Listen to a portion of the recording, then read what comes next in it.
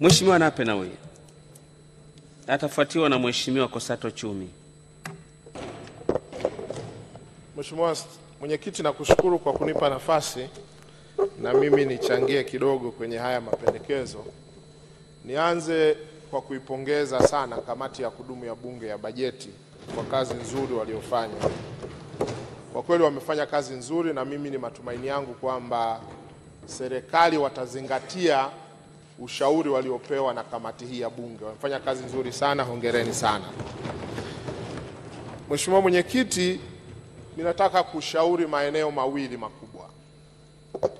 Eneo la kwanza ni eneo la deni la taifa.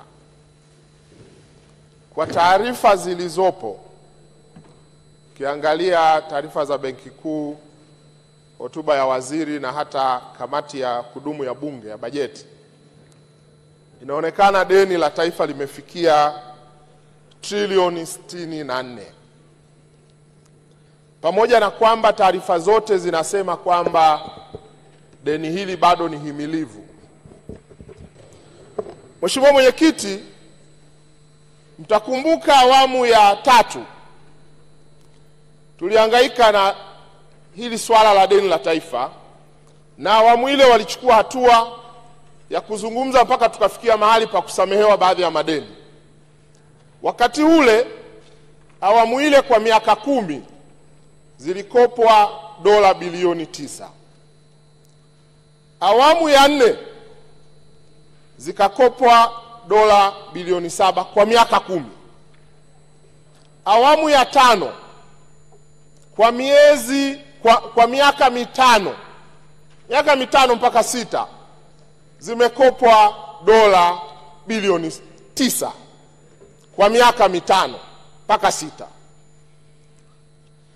Bahati mbaya, mkopo huu ambao na utathimini wa miaka mitano 6, asilimia 40 ni mikopo ya kibiashara, ambayo moja ya sifa yake ina riba kubwa, lakini inalipwa kwa muda mfupi, kwamba inaiva mapema mno.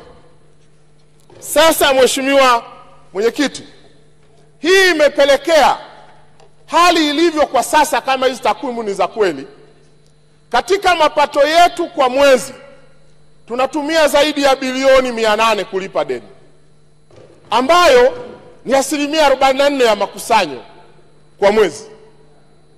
Sasa kama kasi itaendelea hivi, maana yake ni kwamba kuna uwezekano mkubwa asilimia ya makusanyo kwa mwezi yakawa yanatumika kuservice madeni, na matokeo yake yakaathiri shughuli zingine za utoaji huduma. Na hili, pamoja na kwamba inawezekana namba zilizowekwa kufikia kutostahimilika bado zinaturuhusu, lakini si vizuri kupuuza kwamba fedha tunazotumia kulipa madeni kwa mwezi ni hela nyingi ambazo zinaathiri shughuli zingine. Sasa Mheshimiwa Mwenyekiti, ninayo mapendekezo yafuatayo. La kwanza, awamu ya 6 wameanza vizuri sana kwa kuweka uwazi wa pesa walizokopa zinakwenda kufanya nini kwenye shughuli zetu. Na mfano mzuri ni hii 1.3 trillion imewekwa mezani. Kila mmoja anajua, mpaka muuza mchicha anajua imekwenda wapi. Sasa pendekezo langu, kwanza utaratibu huu uendelee, upongezwe, uigwe, uendelee, tuweke wazi yale tunayoyakopa tunapeleka wapi. Kwa hizi za nyuma ambazo zimekopwa na hakuna uwazi mkubwa,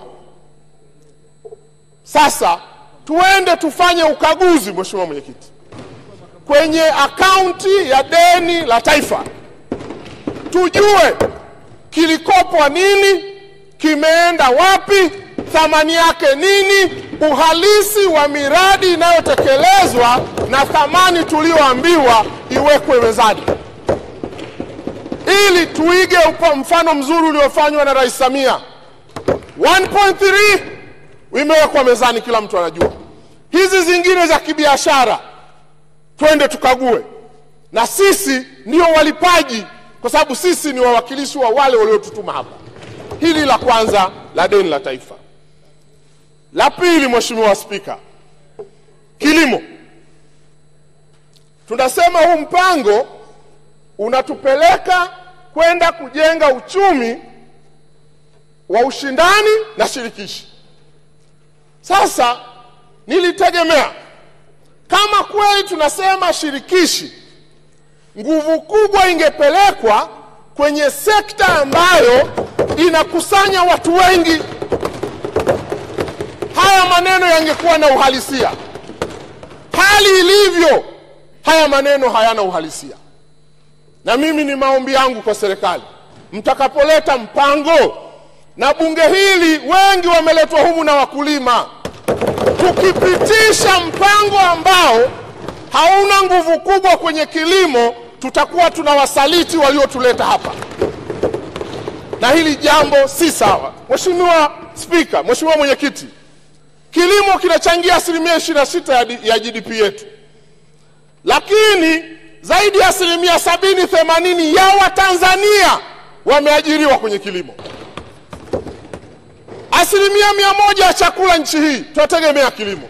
Viwanda na maeneo mengine yote yanategemea kilimo. Sasa Mheshimiwa Spika, Mheshimiwa Mwenyekiti, kama hali ni hii, ukiangalia miradi yote ya kielelezo, nitajieni mradi mmoja wa kielelezo ambao unashughulika moja kwa moja na kilimo. Hamna. Sasa kama hatushughuliki na kilimo, tunashughulika na nani? Mheshimiwa Mwenyekiti, mwaka 2013-14 mlishafikia mahali tulikuwa tunatenga mpaka bilioni 200 kupeleka kwenye kilimo kama fedha za maendeleo. Leo bajeti hii tunaomaliza tumetenga bilioni 80. Hasa badala ya kwenda juu tunarudi chini. Hii si sawa. Sasa mapendekezo, najua muda wangu unakimbia. Kwanza niombe serikali leteni mpango na bajeti inayojiungamanisha na walio wengi kwenye sekta yao. Na tuanzie mahali rahisi sana. Ilani ya uchaguzi inasema tunatakiwa mpaka 2025 tuwe na hekta 1,200,000 za umwagiliaji. Tuna 600,000. Mimi nilitegemea kwenye mpango walau hata hekta 1,150,000, 200,000 ingeonekana kama ndio mradi wa kielelezo wa kugusa walio wengi. Sasa nyinyi hakuna. Tumepeleka huko, mimi siipingi miradi hiyo, lakini ni kweli inagusa walio wengi maskini katika nchi hii? Hapana. Inawezekana inasaidia kwa pembeni, lakini hebu tubadilishe mwelekeo. Mwalimu Nyerere alituambia maendeleo ni ya watu, hata kama tutabishana. Kwa hiyo pendekezo langu la kwanza, mpango mtakapouleta, njooni na namna ya kupata fedha za kuweka walau hekta 200,000, 200,000, 1,150,000 ili tuanze hatua ya kufikia hiyo 1,150,000. Lakini la mwisho, Mwenyekiti, tumezungumza sana hapa swala la kuwa na mfuko wa kusaidia, mfuko wa ruzuku kwenye mazao. Dunia ikitikisika, sisi wote tunayumba. Kwa nini hatuna pesa ya kusaidia ruzuku kwenye mazao? Nilitegemea mpango huu ungekuja na swala la mfuko ya ruzuku kwa mazao yetu kama mmoja wa miradi ya elekezi ili tutoke hapa tulipo. Mheshimiwa Mwenyekiti, nakushukuru kwa kunipa nafasi. Asante sana. Asante sana Mheshimiwa Nape Nnauye.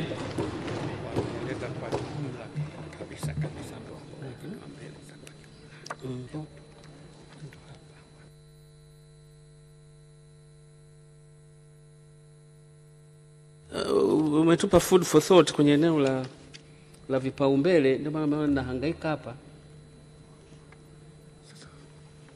Maana safari hii waziri wa fedha hajaweka kama tulivyozoea kwamba kwa mfano kipaumbele cha kwanza safari hii ni kipi na kinachofuata ni kipi. Kidogo wameweka katika taratibu tofauti kidogo kipaumbele kwa mwaka 2022-2023, la kwanza ni miradi ya kielelezo. Inavyoelekea ndio kipaumbele cha kwanza, na imetajwa miradi yenyewe ya kielelezo. Halafu kuimarisha mazingira wezeshi, halafu miundombinu na huduma, reli, madaraja, nini. Halafu usafiri wa majini, vivuko, bandari, halafu usafiri wa anga, nishati, hali ya hewa, tehama, halafu miundombinu ya kitaasisi, utawala bora na utawala wa sheria. Halafu sina haja kuendelea, yani kilimo kwenye kipaumbele cha safari hii ni hamna kabisa.